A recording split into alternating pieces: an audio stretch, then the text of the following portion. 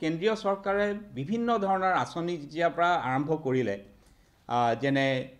megawatt level power generation rooftop solar energy বা decentralise renewable energy এনেকুৱা ধৰণৰ বেলেগ বেলেগ যিবিলাক তেওঁলোকে কিছুমান ছেক্টৰত স্কিম কিছুমান লয় তাৰপিছত হঠাতে এটা বুম এটা হ'ল যে অপৰম্পৰাগত শক্তিৰ ওপৰত আৰু তেনে ক্ষেত্ৰত ভাৰতৰ অন্য ষ্টেটবিলাকত যিমানখিনি তেওঁলোকে আগবাঢ়ি গৈছিলে নৰ্থ ইষ্টত আমি জানো যে আমাৰ প্ৰত্যেকটো ছেক্টৰতে আমি খুব শ্ল' তেনে ক্ষেত্ৰত যেতিয়া আমি মই গম পালোঁ যে ফাইন আৰআইটো খুব এটা লেখত ল'বলগীয়া এটা তেওঁলোকে ষ্টেপ এইটো হাতত লৈছে আৰু অকণমান মোৰ যোনখিনি অভিজ্ঞতা আছিল তাৰ লগত তেওঁলোকৰ লগত আমি শ্বেয়াৰ কৰি পেলাই আৰু সেইকাৰণে এই যোনটো নেৰিভ যোনটো অৰ্গেনাইজ কৰিছে যে sustainable energy plus EV electric vehicle এতিয়া নতুন ধৰণে নতুন গতি লাভ কৰিছে অট'মোটিভ ছেক্টৰত অন ইলেক্ট্ৰিক ভেহিকল বা হাইব্ৰিড ভেহিকল এইবিলাকৰ ক্ষেত্ৰত আমাৰ মেইন উদ্দেশ্য হ'ল যে প্ৰদূষণ তথা আমাৰ পৰিৱেশৰ ওপৰত যিমান কম পাৰি আমি হেঁচা প্ৰয়োগ কৰি আৰু কি ধৰণে আমি একেটা গতিত বা আগৰ গতিতকৈ আমি তাতকৈ বেছি গতিত অগ্ৰশীল হ'ব পাৰোঁ তেনে ক্ষেত্ৰত চিন্তা চৰ্চা কৰা হৈছে অসমত ইমান ডাঙৰ স্কেলত এইটোৱে প্ৰথম যে আমি 100ৰ ওপৰত পাৰ্টিচিপেণ্ট আমি এক্সপেক্ট কৰিছোঁ দিল্লী কলিকতা বম্বে বা চেন্নাইত এনেকুৱা ধৰণৰ ইভেণ্ট হৈ থাকে সজাগতা হৈ থাকে সেইকাৰণে তাতে ইয়াৰ ব্যৱহাৰো খুব বহুলভাৱে হয় আমাৰ ইয়াত প্ৰথমতেই সজাগতাৰ অতি অভাৱ কাৰণ ৰিনিউৱেবল এনাৰ্জিৰ যোনবিলাক বস্তু সেইবিলাক খুব এক্সপেঞ্চিভ বা ব্যয়বহুল কিন্তু এতিয়া নতুন যোনবিলাক টেকন'লজি ওলাইছে বহুখিনি হ্ৰাস পাইছে প্ৰথমতে আমি যেতিয়া 1988ত যেতিয়া আমি আৰম্ভ কৰিছিলোঁ তেতিয়া per watt of solar cell was about say 180 rupees 150 rupees এতিয়া per watt of solar cell is about say 18 rupees 19 rupees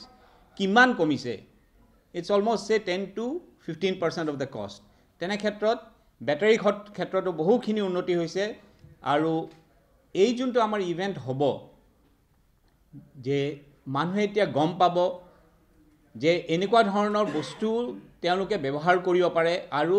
দৈনন্দিন তেওঁলোকে যোনটো ইলেক্ট্ৰিচিটি ব্যৱহাৰ কৰে তাৰে ভিতৰত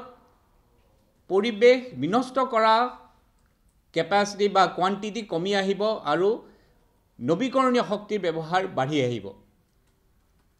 আপোনালোকক আমি এই অনুৰোধ কৰিম যাতে সকলোৱে এই বিষয়ে গম পায় তাৰ কাৰণে প্ৰচাৰ বা প্ৰসাৰৰ কাৰণে আপোনালোকে যাতে চেষ্টা কৰে আৰু আমাৰ লগত থাকি পেলাই এই গোটেই ইভেণ্টটো যাতে পূৰ্ণ সহযোগিতা দিয়ে যাতে অসমৰ চুকে কোণে মানুহসকলে সকলোৱে গম পায় যে অপৰম্পৰাগত শক্তি এতিয়া সকলোৰে হাতত আহিব পাৰে সোলাৰ সেক্টৰত কৈছোঁ আমাৰ টাটা সোলাৰ আছে লুমিনা সোলাৰ হেভেলছ তেনেকৈ সোলাৰ বনায় গৌতম সোলাৰ প্ৰিমিয়াৰ এনাৰ্জি তাৰপিছত আপোনাৰ নোভা সোলাৰ তাৰপিছত ইকো টেজাছ বুলি আছে নিঅ' সোল চ' এইবিলাক নেশ্যনেল লেভেলৰ মেনুফেকচাৰিং কোম্পানীজ হয় লোকেল আপোনাৰ আমাৰ যিবিলাক প্ৰেক্টিশ্যনাৰ্ছ আছে চবৰ তেনেকুৱা ধৰণে আমি প্ৰায় 15টামান এনেকুৱা অৰ্গেনাইজেশ্যন আছে যোনে আমি ইনফেক্ট ক'বলৈ গ'লে ময়ো ছ'লাৰতে বিজনেছ কৰোঁ তো এনেকুৱা ধৰণৰ আমাৰ যিবিলাক চিষ্টেম ইণ্টিগ্ৰেটৰ বুলি কয় ছ'লাৰৰ যোনবিলাকে মেনুফেকচাৰিং নকৰে যোনে চলিউশ্যন প্ৰভাইড কৰে তেনেকুৱা ধৰণৰ প্ৰায় 15জনমান চিষ্টেম ইণ্টিগ্ৰেটৰে ইতিমধ্যে কনফাৰ্ম কৰিছে যোনে তাত আৰু এটা ইয়াত ডাঙৰ এটা কথা হৈছে আমাৰ এইখন supported by MNRE ministry of new and renewable energy MORT ministry of road transport government of India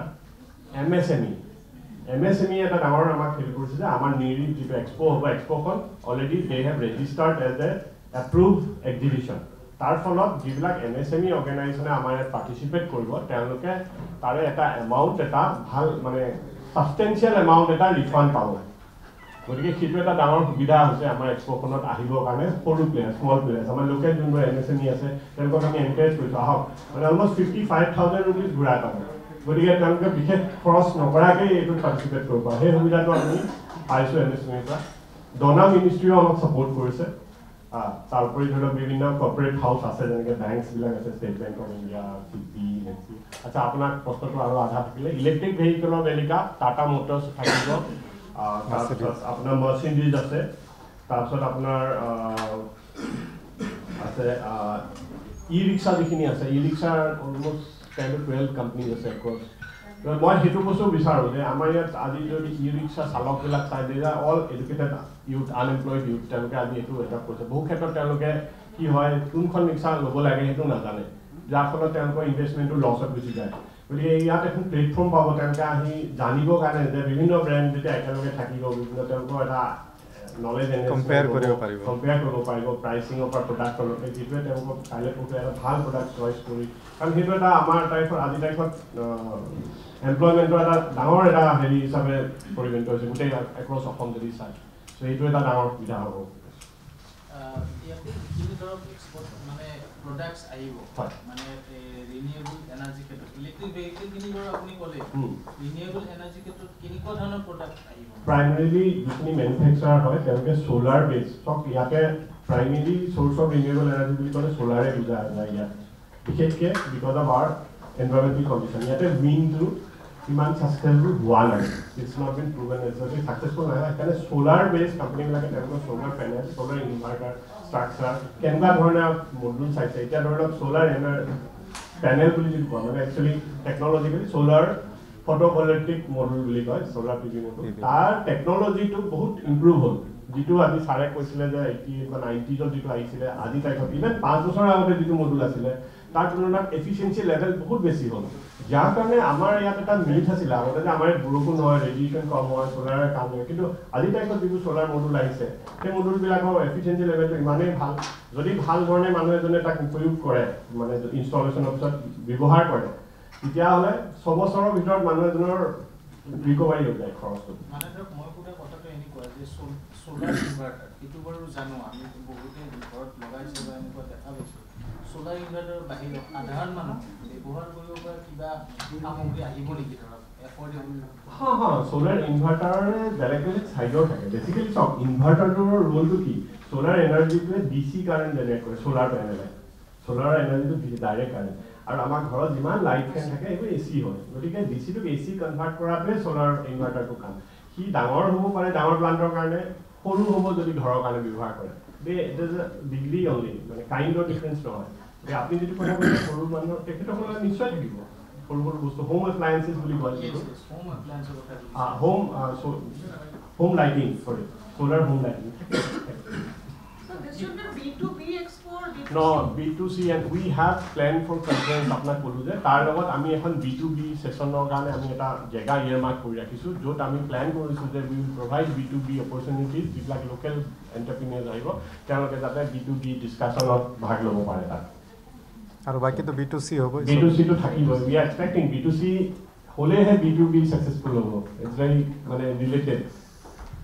এতিয়া ধৰক আমাৰ অসমৰ কিছুমান এগ্ৰিকালচাৰ সেক্টৰত আমি দেখা পাইছোঁ যে ফাৰ্মাৰ্ছ বিলাকে তেওঁলোকে ইৰিগেশ্যন চিষ্টেমটো এই ধৰক বৰ্তমান ট্ৰেডিশ্যনেল কাৰেণ্ট পাম্পটো সোলাৰ পাম্প বহুত জেগাত সোলাৰ পাম্প লগাইছে হয় এইটো গভৰ্ণমেণ্টৰ স্কিম এটা চলি আছে কুসুম স্কিম বুলি কয় আৰু দুই তিনিটা এনেকৈ নাবাৰ্ডৰো ছাবচিডাইজ সোলাৰ পাম্পৰ কোম্পানীৰ লগতো আমাৰ কথা আছে তেওঁলোকো আহিব তাত ডিছপ্লে হ'ব সোলাৰ পাম্পো